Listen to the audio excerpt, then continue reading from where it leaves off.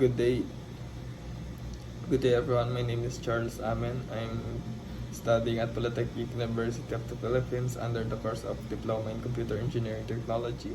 So we're going to tackle about the case of Christian Cadayas y Cabias. So Christian Cadayas Cabias was accused of breaking the other laws while also breaking the Cybercrime Prevention Act, RA number 10175, is the subject of the lawsuit. Christian, who was 24 at the time, started an internet romance with AAA, a 14 years old girl, and Christian allegedly forced AAA to share graphic images of herself while they were chatting on Facebook Messenger. So Christian was found guilty of breaking RA even though the trial court cleared him of one allegation number 10175 and related legislation. He received a fine of a temporary exclusion. The Court of Appeals upheld the trial's judgment and altered the punishment on the appeal. So what are the facts of this case? The case involves Christian Cadayas y Cabias, or the petitioner, and the minor referred to as AAA, Christian, age 24, and AAA, age 14, met at the canteen where he worked, and they started chatting online relationships on Facebook Messenger. Despite AAA's mother disapproval, the relationship on Facebook on Messenger continued. The prosecution alleged that Christian coerced AAA into sending him explicit photos of her private parts.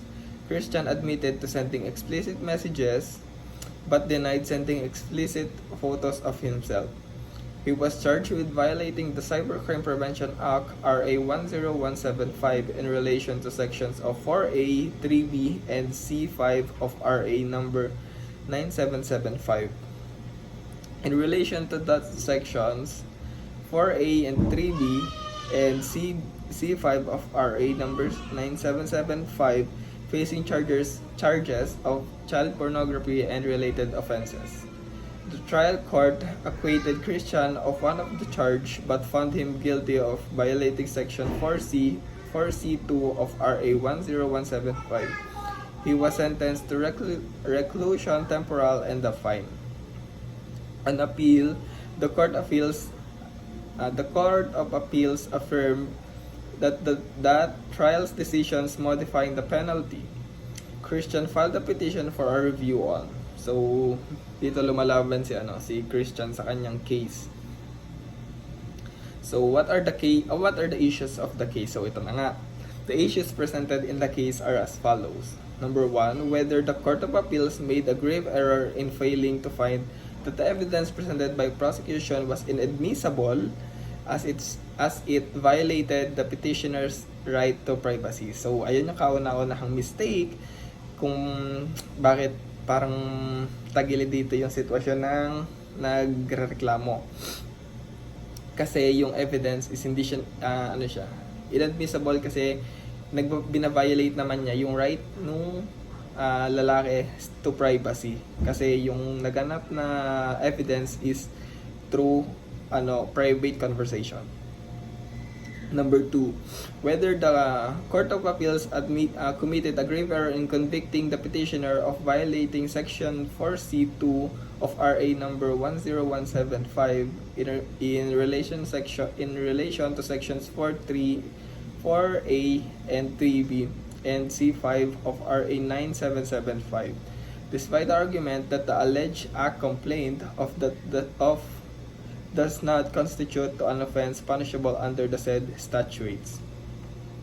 Number 3, whether the CA made a grave error in the interpretation of a lawful and punishable acts under Section 4C2 of RA 10175 in relation to sections 4A, 3B, and C5 of RA 9775. Number 4, whether the Court of Appeals committed a grave error in convicting the petitioner of of violating Section 4C2 of RA 10175 in relation to Section 4A and 3B and C5 of RA 9775. Despite the prosecution's alleged failures to prove his guilt beyond reasonable doubt. So in summary, the issues raised encompass concerns about the admissibility of evidence, the proper application of interpretation of relevant statutes, and the sufficiency of evidence to establish the petitioner's guilt beyond a reasonable doubt. So, ito na tayo, sa ruling tayo. What is the ruling of the Supreme Court? So, the court ruled that the petitioner lacks merit. The petitioners argumented that the evidence presented by the prosecution was inadmissible for violating his right to privacy.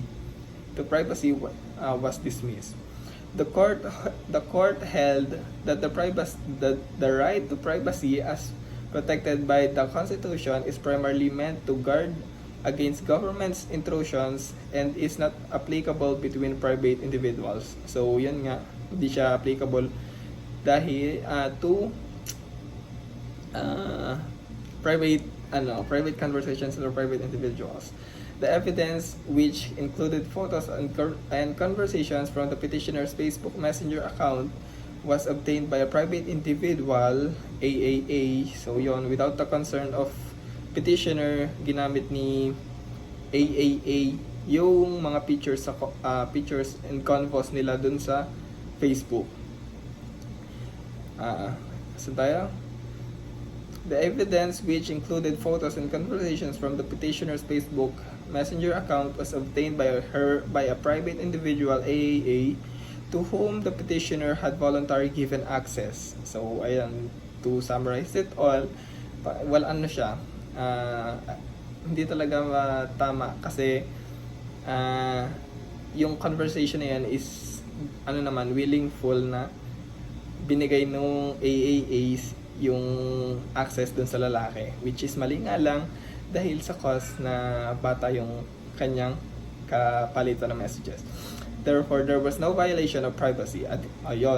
Additionally, the petitioner failed to raise his objection to the admissibility of the evidence during the trial, thereby waiving his right to contest its admissibility on appeal. As the result, the court upheld the conviction of the petitioner for violating Section 4C2 of RA 10175 in relation to Sections 4A, 3B, and C5 of RA 9775. So, what are my takeaways from the case? After analyzing the case, I've learned that the case highlights this notion, which is upheld to safeguarded by the Constitution. The right to privacy, however, does not directly apply between private individuals and instead largely protects against government's intrusions.